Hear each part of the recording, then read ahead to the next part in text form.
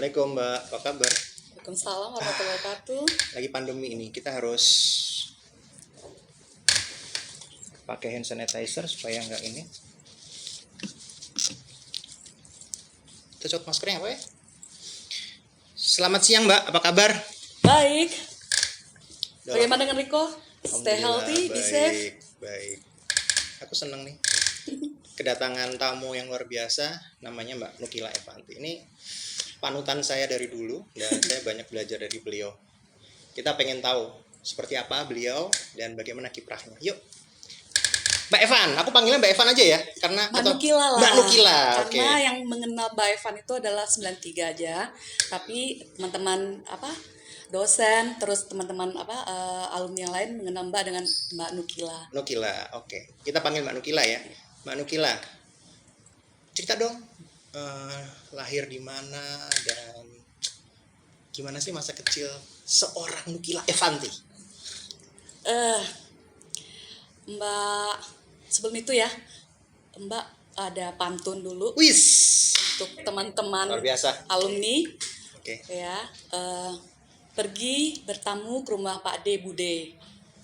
Kemudian kami menanam padi.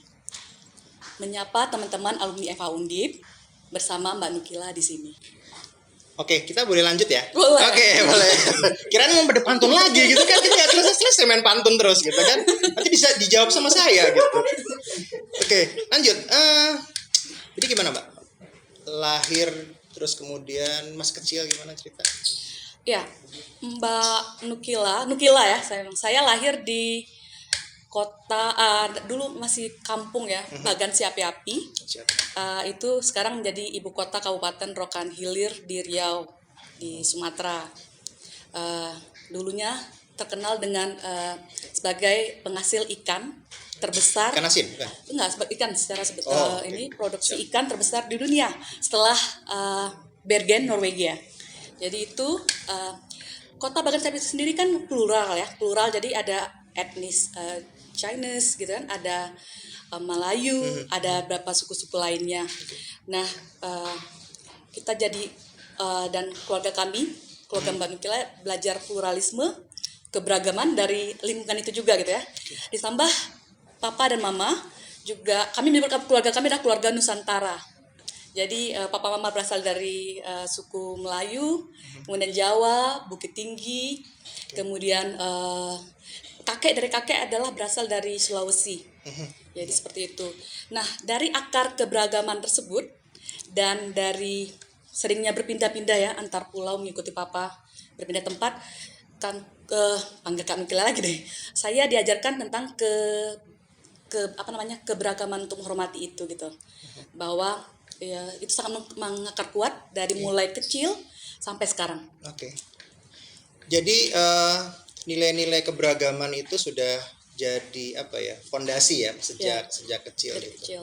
Terus kemudian berarti value pendidikan dari keluarga itu apa yang masih dirasakan sampai sekarang dari kedua orang tua, apa yang dirasakan sama Mbak Nukila sampai saat ini yang dirasakan sehingga itu sangat berpengaruh gitu? Ya, saya sangat berterima kasih kepada papa mama saya yang mengajarkan nilai-nilai value untuk memberikan kesempatan sebesar-besarnya pada saya dan adik saya untuk menggali potensi kami, belajar terus gitu ya, tanpa ada hambatan dari kedua orang tua. Papa saya adalah seorang yang demokratis dan feminis. Dia sangat menghormati mama saya sebagai ratunya. Mama saya pun demikian menghormati papa saya sebagai iman dalam keluarga. Itu nilai-nilai yang saya sangat indah. Dan sampai sekarang itu yang saya jadi teladan saya kepada kedua orang tua saya. Kemudian juga papa mama saya itu juga membiarkan saya walaupun saya perempuan tapi saya bisa bermain kelereng waktu itu, patok lele kalau ada yang kenal, patok lele, layangan gitu, tanpa melarang. Jadi itu nilai-nilai kebebasan ya yang diberikan oleh orang tua saya kepada saya semasa-masa kecil, itu indah sekali untuk dikenang gitu ya. Kemudian juga saya menghormati juga papa mama saya karena saya sering diajak traveling nih kan. Saya melihat bagaimana misalnya kehidupan di luar pulau itu ya, ada yang di daerah perbatasan, ada di daerah-daerah disadvantaged areas ya, di daerah-daerah tertinggal. Saya belajar bagaimana Berarti berpindah-pindah terus. pindah-pindah ya. Oke. Jadi bagaimana kehidupan masyarakat juga. Saya mengenal bagaimana kalau adanya suatu misalnya ada, oh ini ada potensi nih suatu masyarakat gitu kan. Ada juga, oh ada orang susah juga ya di sana. Oke. Rupa hambatannya kan. Wah ini sebenarnya bisa disatukan lah itu dari nilai-nilai waktu kecil juga kan.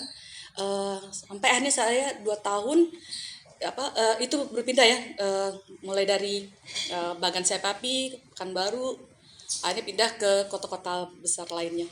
Jadi itu saya lebih mengenal juga tentang diajak orang tua tentang Bhinneka Tunggal Ika. Oke.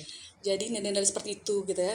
Kita harus saling menghormati, itu respectful tuh penting banget gitu ya. Saya belajar gender tuh sebenarnya bukan masa kuliah, malah dari keluarga sendiri gitu loh. Berbagi tugas dengan antara papa saya dengan mama saya dalam misalnya mama memasak.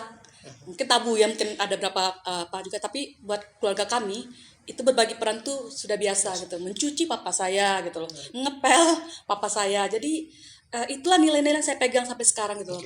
Yang membuat saya dengan pekerjaan saya sekarang pun demikian gitu loh. Jadi menguatkan saya juga dalam karir juga gitu.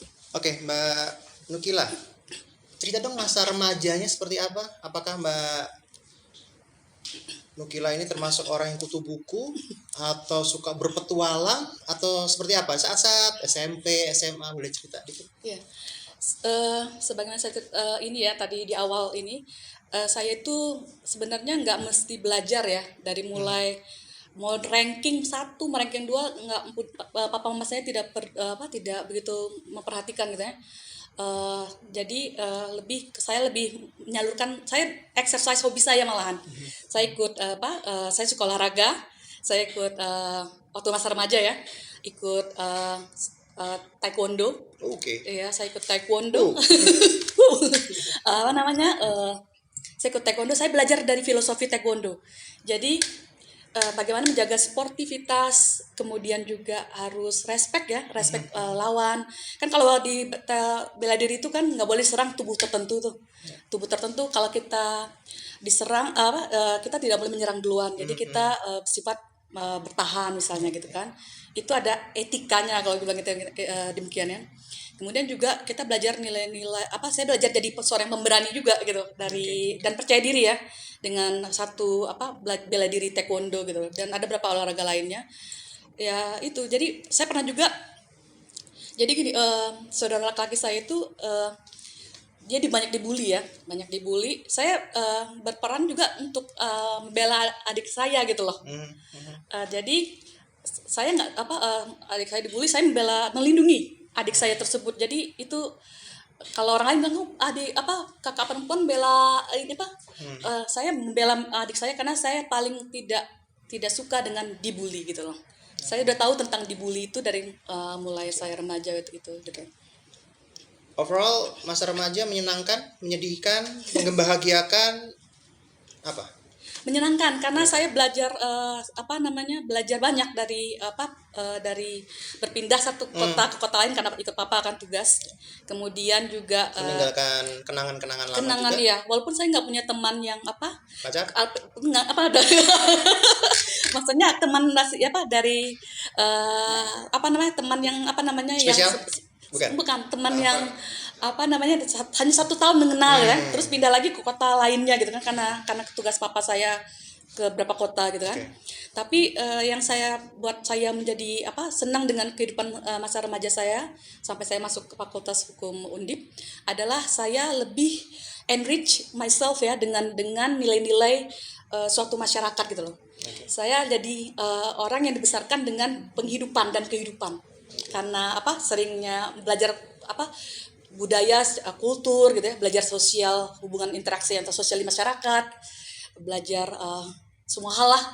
Itu yang melatar belakangi Mbak Nukila masuk Hukum Undip karena hal itu atau karena satu cerita masa kecil atau satu biasanya kan ada orang pengen sesuatu karena ada suatu dendam masa kecil atau seperti apa, atau ada alasan? Iya, masuk Fakultas Hukum karena juga dari dorongan papa. Oke. Papa kan dengan background juga yang sarjana hukum. Oke.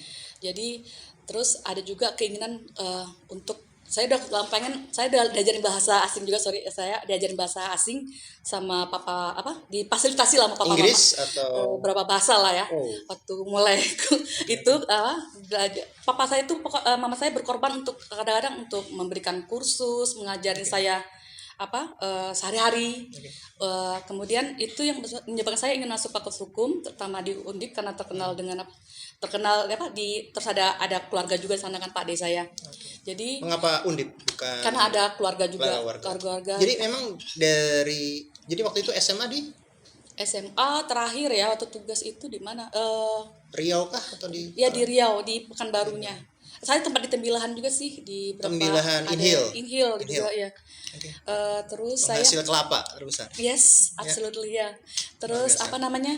saya tertarik international law ya. Saya tertarik international law. Saya berkomited Jadi dari sebelum masuk hukum Undip udah tertarik dulu sudah international. tertarik dengan international law. Oke. Sampai saya saya harus jadi at least diplomat ya. Oke. Diplomat Cita-cita atau ya? atau kerja di organisasi internasional. Sampai tulis I have to be kerja di UN. Saya udah buat tulis dari mulai kuliah.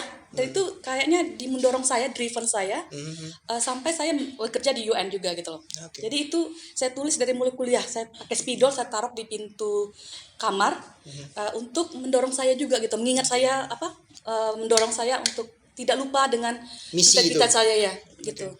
Jadi seperti itu mungkin. Oke. Ngomong-ngomong masalah hukum Undip. Saya tahu nih Mbak Nukila ini memang aktifnya luar biasa gitu ya.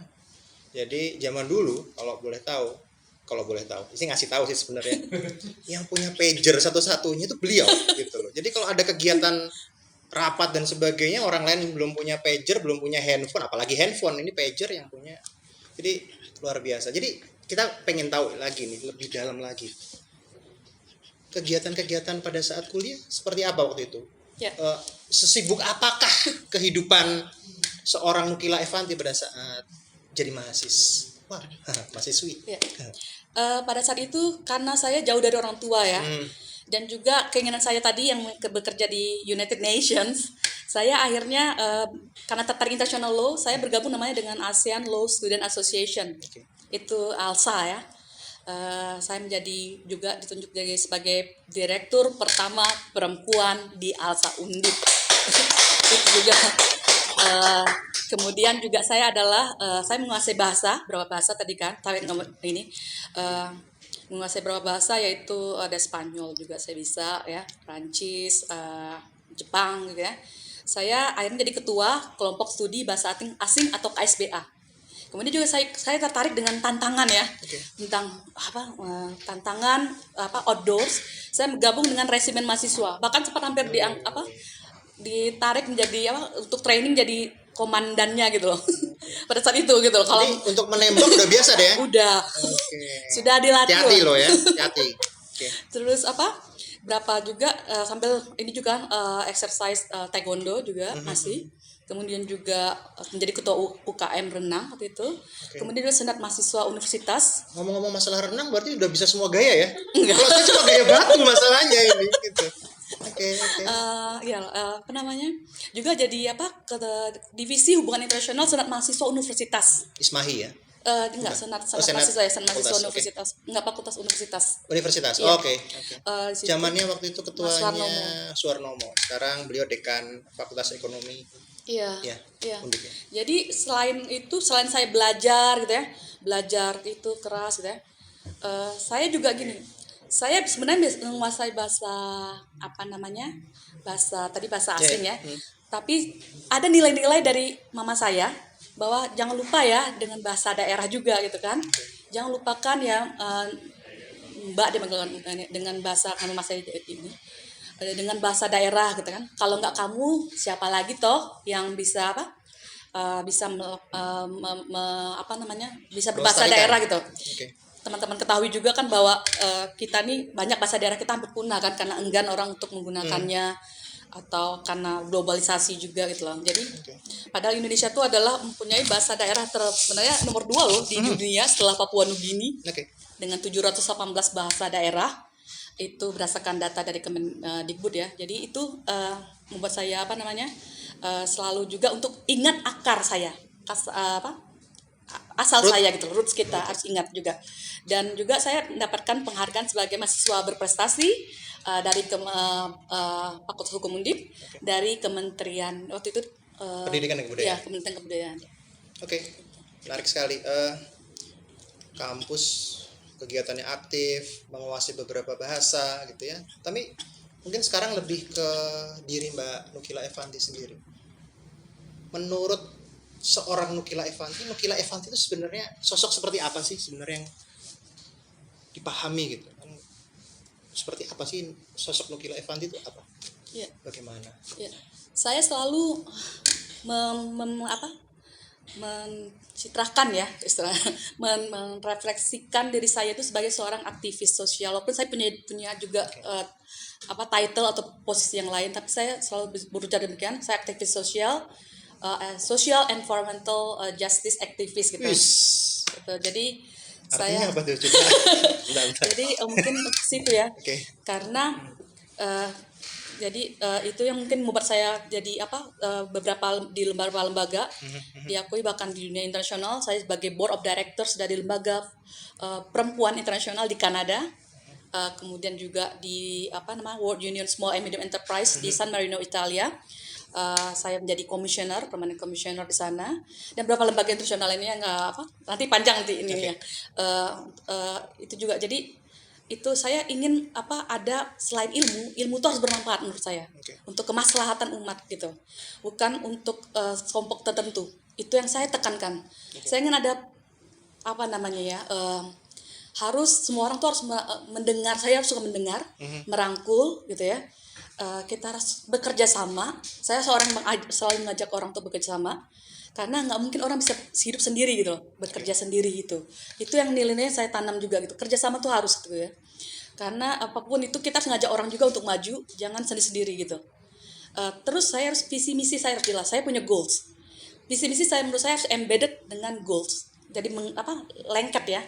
Kalau orang cuma bicara visi misi, saya bicara goals juga gitu. Goals, tujuan harus jelas, measurable, targetable, itu harus gitu loh. Dan kita yang laksanakan gitu loh. Bukan orang lain melaksanakan gitu loh. Dan kita siap dikritisi dengan apa yang kita jalani gitu loh. Kita harus percaya sama diri kita. Ingat, tujuan untuk kemaslahatan umat, untuk kemaslahatan masyarakat yang lebih luas gitu loh. Oke, artinya seorang Nukila Evanti adalah seorang pribadi yang ingin selalu bermanfaat buat orang banyak, kurang lebih seperti itu. Right. Yeah, absolutely. Oke. Ngomong-ngomong soal Indonesia, what do you think about Indonesia? Our love Indonesia. Iya, Indonesia, keindonesiaan ya. Keindonesiaan sendiri itu sifatnya nggak statis ya, tapi dinamis. Dia bergerak terus gitu ya. Ada isu kultur, sosial, ada simbol-simbol kebangsaan seperti bahasa Indonesia dan bahasa daerah tadi yang saya sebutkan gitu loh. Itu yang membuat kita bangga gitu kan. Contoh gini, melihat ke-Indonesia itu juga bisa kan dari budaya tadi. Saya contohkan budaya, misalnya gini. Misalnya ada dalam semangkuk soto itu kan ada beragam macam bumbu rempah.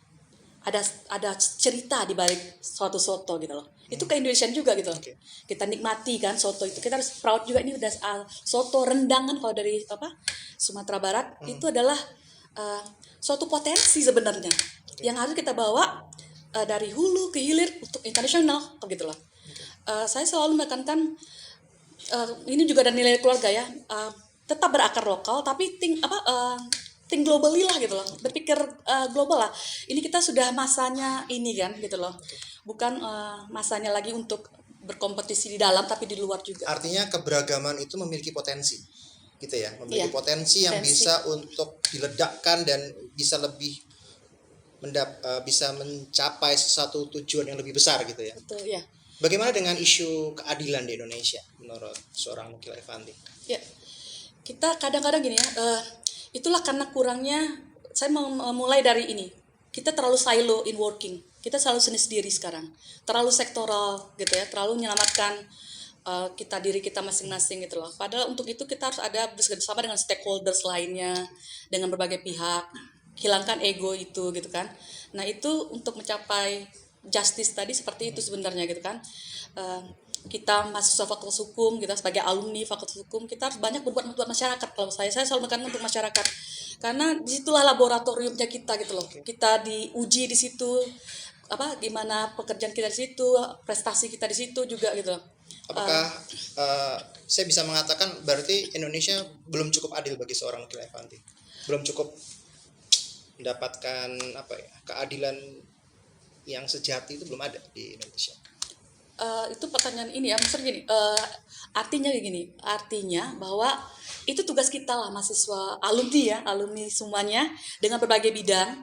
Kan saya nggak mau mengkotak-kotakan orang antara dia kerja di pemerintah atau dia kerja di swasta atau dia jadi birokrat dan lain-lainnya. Tapi itu kita harus sinergikan gitu ya untuk justice tadi. Untuk justice itu ada kan yang kerja di UMKM juga kan, ada yang kerja di entrepreneur, ada yang kerjanya di bidang kreatif gitu kan, ada juga yang kerjanya di bidang-bidang lain lah sebenarnya gitu loh.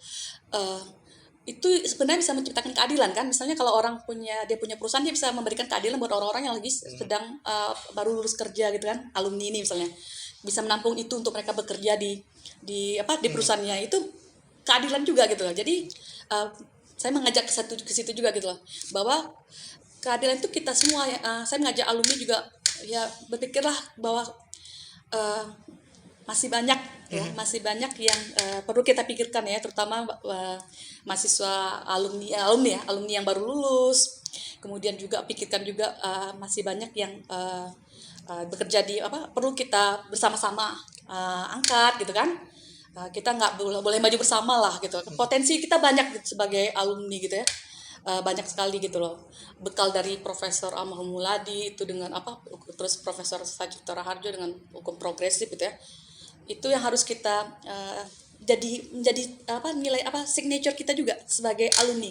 Kita harus bangga gitu loh. Itu alumni yang bawanya nanti sebagai untuk dapatkan justice tadi kan. Justice tadi kan pertanyaan Riko tentang justice-nya kan.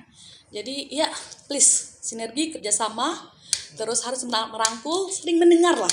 Kalau kita nggak pernah ke bawah, gimana kita bisa mendengar gitu? Kalau kita duduknya di atas tempat yang enak, nyaman, nggak pernah ke tempat yang perbatasan atau tempat-tempat yang kurang beruntung gitu ya. Mungkin itu jawaban saya. Oke. Ngomongin Indonesia terkait keadilan dan sebagainya, artinya potensi kolaborasi antar alumni harus ditingkatkan gitu ya. Bagaimana dengan dunia kita? Apa pandangan seorang Nukila Evanti tentang dunia yang sedang kita diami saat ini? Apakah seperti apa yang dilihat oleh seorang Nukila Evanti dengan panjangnya perjalanan mulai dari bagan si api-api hingga menjadi seorang aktivis NGO sampai di Kanada dan sebagainya? Jadi pandangan seorang Nukila Evanti seperti apa? Ya, kita hidup di era kompetisi sekarang ya, di era 4.0 atau menuju 5.0 ya. Jadi itu yang harus kita antisipasi gitu loh. Undip pada umumnya sudah begitu dikenal ya. Tapi kan nggak cukup dengan itu saja gitu loh. Artinya masih banyak yang harus kita lakukan gitu loh untuk bersaing di tingkat global terutama gitu ya. Karena banyak juga beberapa hambatan juga kan, misalnya kita terlalu di zona nyaman kita atau tadi saya bilang kan silo in working, sendiri gitu ya. Nah itu yang penting kita tertarik juga untuk isu-isu yang sekarang lagi misalnya tentang bagaimana kita solidaritas terhadap apa yang terjadi misalnya di konflik-konflik di negara lainnya misalnya gitu kan. Harus concern menurut atau bersaing Anda perdagangan misalnya. Persaingan yang ini agak butuh harus divokasi lebih atau seperti apa? Iya, kalau in terms memang butuh kompetisi ya untuk saya kan mengalami di lembaga internasional dan bekerja di beberapa lembaga internasional sudah cukup lama ya. Jadi kalau mungkin beda ya cara mulai rekrutmen, cara proses mereka juga menjaring orang-orang untuk bekerja di lembaga juga sangat fair dan kompetitif, itu yang saya ini gitu. Mungkin itu dulu diperbaiki, misalnya apa namanya, Itu kan sistem ya. Tapi sistem juga.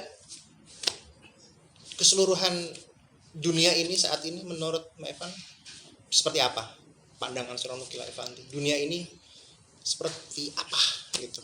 Jadi bukan sistem ininya, bukan di bagian-bagian, bukan part of partnya, tapi secara globally pandangan seorang Nukila Evanti seperti apa? Kalau menurut saya sih kita harus berperan alumni Fakultas Hukum dalam kancah global gitu loh.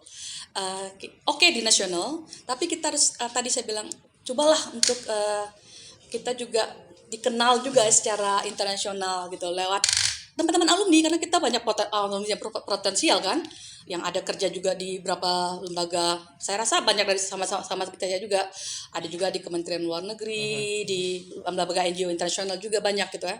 Nah itu menurut saya saling inilah kontribusinya lebih di ini gitu. Terus bawalah kita harus proud terhadap alumni untuk keluar juga gitu loh, membawa nama baik alumni ke luar gitu ya. Tadi saya tetap menekankan kita harus tetap lebih mengajak orang lain juga untuk maju. Terus juga kolaborasi, saya selalu tekankan kolaborasi, ajak orang lain juga untuk maju gitu ya. Untuk juga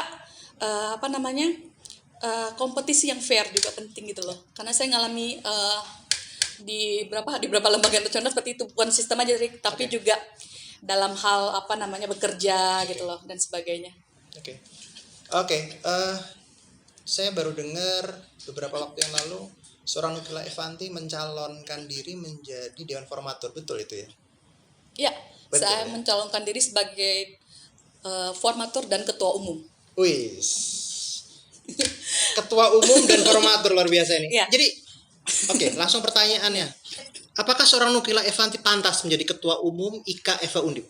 Ya, saya pantas menjadi ketua umum Ikatan Alumni FH Undip. Mengapa? Karena saya yang paling peduli terhadap alumni kita gitu loh. Saya peduli, saya concern terhadap apa yang terjadi dengan alumni kita, bagaimana kedepannya bagaimana gitu ya. Saya melihat beberapa tadi saya bilang kan kita di atas sekarang Fakultas Hukum Undip kita tapi kan kita juga sadar juga belum begitu maksimal juga kan. Itu yang ingin saya bawa juga untuk lebih baik lah. Saya lebih baik ke depan Fakultas Hukum, alumni Fakultas Hukum ini. Alumni harus banyak berperan gitu loh. Jangan kita nih bersatu lah gitu ya, bersatu menjadi yang terbaik gitu ya. Menjadi yang terbaik untuk lebih adaptif dengan perkembangan global dan internasional.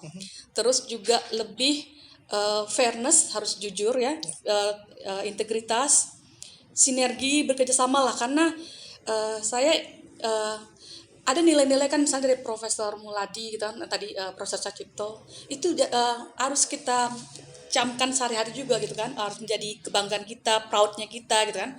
Kemudian juga saya pantas menjadi ketum juga karena saya akan punya visi misi jelas, saya yang melaksanakan nanti. Saya yang punya goals, saya juga yang akan membuat teman-teman semuanya ikut serta, dan teman-teman semua juga yang menjadi bagian dari kita memajukan alumni ini gitu. Kita ngulik dikit tentang anggaran dasar kita gitu ya. Anggaran dasar Ikatan Alumni Fakultas Hukum Undip. Di situ jelas bahwa yang dipilih itu adalah Dewan Formatur. Dan Dewan Formatur sendiri akan memilih ketua umum IKFH Undip dari dalam formatur sendiri atau dari luar. Kalau dari seorang Nukila Evanti, jika nanti menjadi formatur akan memilih dari luar atau dari dalam? Dari dalam. Karena kami berjuang misalnya dengan calon lain juga, kita yang berjuang ya kita sendiri dong yang bertanggung jawab dengan program dan visi misi kita. Ngapa kita ngambil dari Dewan Formatur luar gitu kan? Dari Anda sendiri melihat bahwa ADART kita sudah cukup bagus atau masih harus diperbaiki atau bagaimana menurut? Iya kan, karena ada tadi Riko bilang kan masih ada beberapa hal gitu mungkin perlu kita perbaiki, diskusikan bersama nanti di Munas kedua ini gitu loh. Saya mencoba membayangkan gitu ya, kalau misalnya seorang Nukila Evanti menjadi formatur dan ketua umum IKFH Undip gitu ya. Ini berandai-andai Amin, gitu ya. amin. Gitu ya, Langsung berandai-andai. berdoa. Kira-kira seperti apa, perubahan seperti apa yang akan Anda lakukan dibandingkan dengan pengurusan DPP kali ini? DPP yang pertama ini. Perubahan Ya. seperti apa yang akan Saya Anda kan juga lakukan? menjadi bagian dari pengurus yang lama juga ya. Oke. Jadi saya berkiprah juga di sebelumnya di sana. Jadi saya bisa melihat langsung Oke. apa saja yang perlu dirubah nanti di dengan kepemimpinan saya di sebagai ketua umum alumni. Saya akan menjadikan lebih baik, lebih bersinergi, menyatukan alumni kita agar mereka lebih lebih berkontribusi lah ya. Lintas generasi, ingat lintas generasi saya tekankan. Penghormatan terhadap senior dan junior harus gitu kan. Kemudian juga harus lebih maju bersama, saling sinergi, kolaborasi lagi berkali-kali saya bilang gitu ya. Kolaborasi, sinergi, kemudian juga harus integritas dan kita bersama maju untuk menuju nasional dan global. Lebih ini. Luar biasa.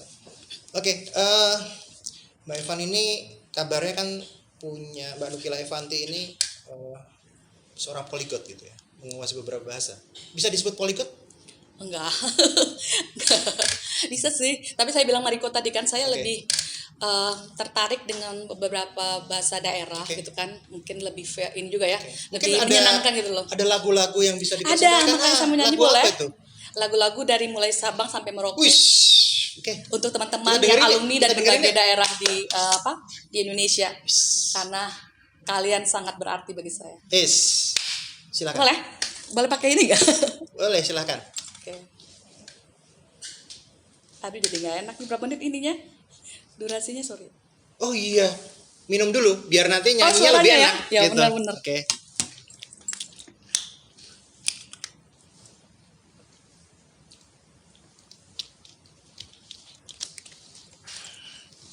Kita coba akan dengerin suara emas dari seorang Nukila Evanti. Mungkin suara dengan emas enggak. ini, mungkin Anda Menghibur bisa aja. langsung memberikan vote di Indonesian Idol. Sorry, ini bukan Indonesian Idol ya. Sorry. Oke, saya mau nyanyikan lagu nggak tahu nanti apa panjang ya. Saya menyanyikan lagu mulai dari Aceh kan sampai Papua, tapi Oke. sedikit-sedikit aja gitu ya. Oke. Pertama adalah Bungong Jempa. Ini lagu dari tentang Bungong Jempa tuh bunga cempaka dari Aceh. Bukan gitu kan. ayam dan lapeh, bukan ya? Bukan, dari Aceh nih. Kemudian nanti Lancang Kuning daerah kelahiran saya dan papa saya. Ini menunjukkan perjuangan kalau Lancang Kuning ini. Kemudian nanti ada lagu berikutnya adalah Bubui Bulan, sedikit aja ya, ref aja. Kemudian saya punya lagu Dondong Oposala dari Jawa Tengah, dan buat teman-teman yang lagi kangen. Kemudian Ampar Pisang dari Kalimantan. Kemudian saya juga mencoba menyanyikan lagu O Inani Keke dari Sulawesi buat teman-teman di Sulawesi. Kemudian saya juga lagu ini ya, Ayo Mama dari Ambon, Manise. Kemudian terakhir lagu Yam Kuram Beyongko dari Papua, teman-teman di Papua. Harus goyangnya harus gini dong kalau yang keram. Ini gimana, nggak ada ini ya? Langsung aja ya? Langsung dong. Kalau mau berdiri silahkan loh. Ini enggak lah, gini on aja. cam silahkan. Oh ya? Oh iya dong. Pakai ini aja teks ya, karena Iya, takut lupa silakan, aja silakan. ininya. Maaf kalau ada salah dalam pengucapan bahasa daerahnya, teman-teman ya alumni, jadi mohon maaf kalau ada salah pengucapan. Saya mulai ya. Ini dari mulai tadi kan urutannya. Bungong jempa, megah di Aceh. Bungong telebe, indah lagoina. Bungong jempa, megah di Aceh. Bungong telebe, indah lagoina. Next, Lancang Kuning. Lancang kuning berlayar malam, hai berlayar malam. Haluan menuju ke laut dalam. Haluan menuju ke laut dalam. Lancang kuning berlayar malam. Lancang kuning berlayar malam. Bubui bulan. Bubui bulan sangrai bentang, panon poe di sasate. Unggal bulan abdi teang, unggal poe oge ade. Dondong opo salak, dondong opo salak, duku cilek-cilek, ngandong opo becak, mlaku timi-timi. Dondong opo salak, duku cilek-cilek, ngandong opo becak, mlaku timi-timi. Ampar-ampar pisang, ampar-ampar pisang, pisangku belum masak, masak sabigi di hurung bari-bari, masak sabigi di hurung bari-bari, mangga lepak, mangga lepok, patah kayu bengkok, bengkok dimakan api, apinya canculupan, bengkok dimakan api, apinya canculupan. Oh inani keke, oh inani keke, mangewi sako, mangewaki wenang, tumeles baleko. Kemudian lagu berikutnya adalah Ayo Mama ya. Ayam hitam, telurnya putih, mencari makan di pinggir kali. Sinyo hitam, giginya putih, kalau ketawa manis sekali. Ayo mama, jangan mama marah beta. Dia cuma pegang beta. Ayo mama, jangan mama marah beta. Lah orang muda punya biasa. Terakhir, yamko rambe yamko. Harus goyang ini. Hey, yamko rambe yamko, aronawa kombe. Hey, yamko rambe yamko, aronawa kombe. Te minokibe kubano ko bombeko, yumano no bunga awe ade. Te minokibe kubano ko bombeko, yumano bungo awe ade. Honke honke honke riro, honke jombe riro. Honke honke honke riro, honke jombe riro. Makasih. Untuk Indonesia bersatu, berbendika tunggal ika. Saya merasa terhibur sekali pada siang hari ini. Suara emas dari seorang Mukila Evanti menghibur Makasih, kita Rico. semua yang ada di Thank you so sini. much. Oke, pertanyaan sudah hampir di ujung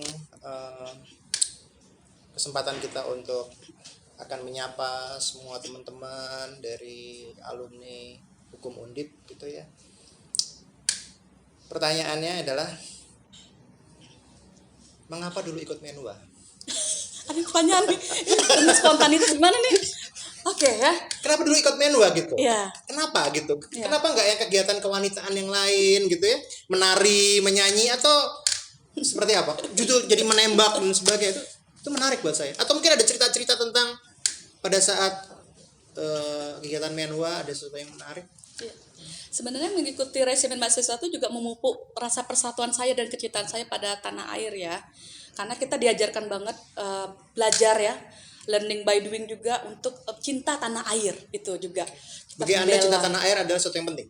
Sangat penting kan, karena cara mungkin saya itu apa, dengan mengikuti resimen mahasiswa itu juga saya belajar tentang organisasi ya, juga menarik sekali ya, juga ke sportivitas, jiwa korsa katanya kan, ketahanan mental dan sebagainya yang buat saya juga kuat sampai sekarang gitu loh. Untuk apa? Karena banyak pengalaman di berbagai organisasi. Selain resi mahasiswa juga gitu. Saya juga menari juga, melakukan suka masih juga salsa gitu ya, tarian daerah dan sebagainya juga masih semuanya deh. Siap. Ya. Dewan Formatur Ketua umum sedang bersaing mencari suara gitu ya. ya. Anda kepengen suara terbanyak atau yang penting ikut aja atau gimana? Saya berharap teman-teman dari alumni untuk memilih saya, karena tanpa teman-teman alumni yang memilih saya mungkin tidak bisa lah ya, karena saya butuh suara teman-teman alumni. Saya akan melaksanakan goal, tujuan, visi misi, program yang akan saya pertanggungjawabkan pada teman-teman juga pada akhirnya gitu. Saya butuh teman-teman alumni untuk mendukung saya. Ada satu statement yang ingin dibungkus dari seluruh pembicaraan kita kali ini? Ada statement atau ada harapan atau ada keinginan dan sebagainya, mungkin bisa disampaikan? Ya, harapan saya adalah agar alumni kita itu lebih bersatu ya, bersatu. Menurut Anda saat ini Belum, karena kita masih banyak kan yang masih terutama lintas generasi ya, Rik. Lintas generasinya, terus juga kita banyak alumni kan, sebenarnya nggak cuma di Jakarta, Jawa Tengah aja, tapi ada juga kan alumni kita dari mulai Aceh. Tadi saya menyanyikan lagu-lagu lagu-lagu medley daerah. Ada di Aceh, di Jawa juga ya, Pulau Jawa, bahkan dunia juga. Bahkan dunia juga, mereka menjadi diaspora di sana kan. Nah itu yang belum kita satukan, dan itu misi saya untuk menyatukan mereka, visi misi saya untuk menyatukan teman-teman alumni yang banyak ini, yang berpotensi semuanya. Jangan bilang kalau misalnya semua alumni berpotensi, no alumni left behind kalau saya.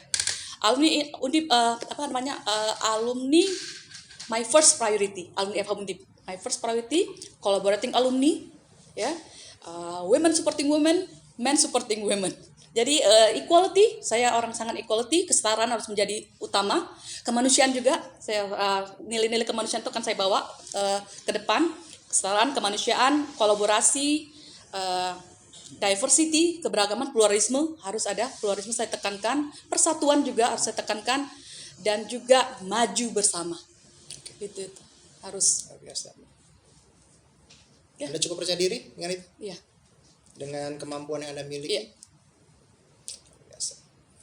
Satu-satunya perempuan yang mengikuti kompetisi dari Dewan Formatur kali ini, seorang Nukila Evanti.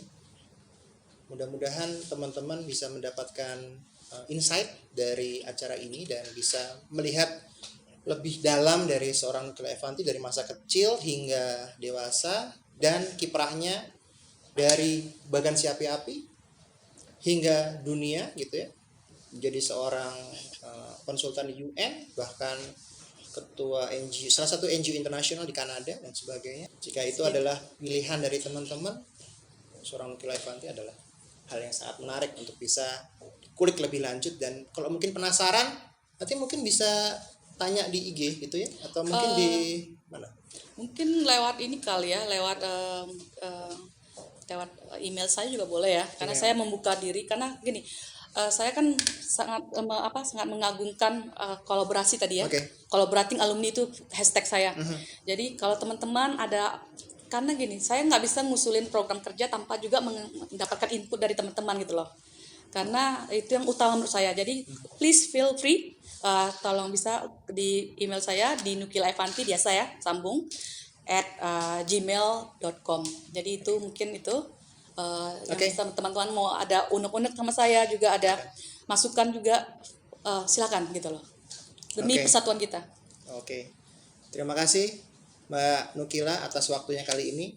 Sangat terhormat bagi saya bisa mendapatkan waktu dan juga mendapatkan insight yang luar biasa kali ini, dan sukses untuk Dewan Formaturnya dan juga untuk IKFH Undip ke depan. Sukses untuk Mbak Nukila, dan mungkin itu dulu dari kami pada hari ini, dan mudah-mudahan kita berjumpa di kesempatan yang lain. Terima kasih. Terima kasih Riko.